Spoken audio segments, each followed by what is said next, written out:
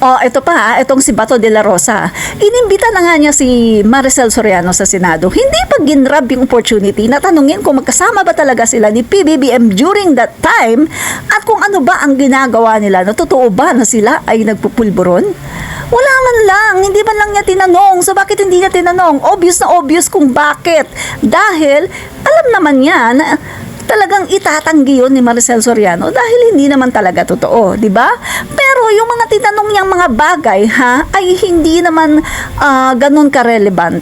Mga kaibigan, kung ano pa yung pinaka-relevant na question ay hindi niya tinanong. Kita niyo mas tinanong pa niya yung tungkol doon sa dalawang kasambahay ni Maricel Soriano na umalis dahil daw di umano ay binubugbog sila ni Maricel Soriano dahil gumagamit daw ng cocaine.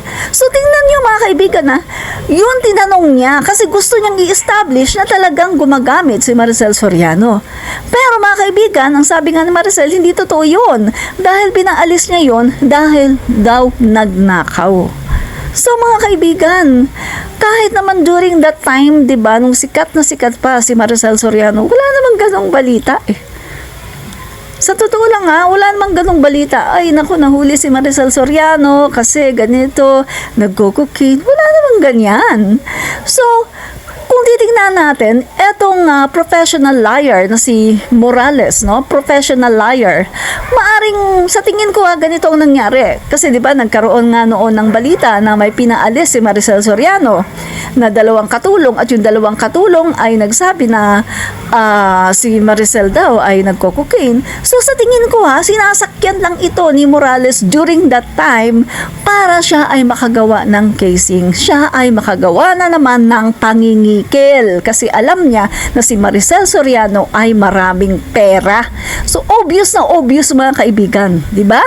At isa pa, yung sinasabi niya na hindi niya mapangalanan, na nakalimutan daw niya kung sino yung kanyang informant. Mga kaibigan, parang alam ko na kung sino ang kanyang informant. Walang iba kundi lalaki. Lalaki yan. At yung madaldal, yung napakagulo ngayon, yung talagang nag-uumpisa ng kaguluhan sa bansa natin, siya yun. Alam niyo na yan. Kilala niyo na kung sino yan. Yung bangag na nagpe-fentanyl, siya yun. Siya talaga ang informant ni Morales. Kaya itong si Morales ay hindi makapagsalita dahil ayaw niyang malaman ng taong bayan at ng Pangulo na talagang ang nag-umpisa nito ay walang iba kundi ang bangag na yan, no? Nang walang hiyang bangag na yan. Pero kahit na itanggi niya, alam na ng taong bayan. Peace!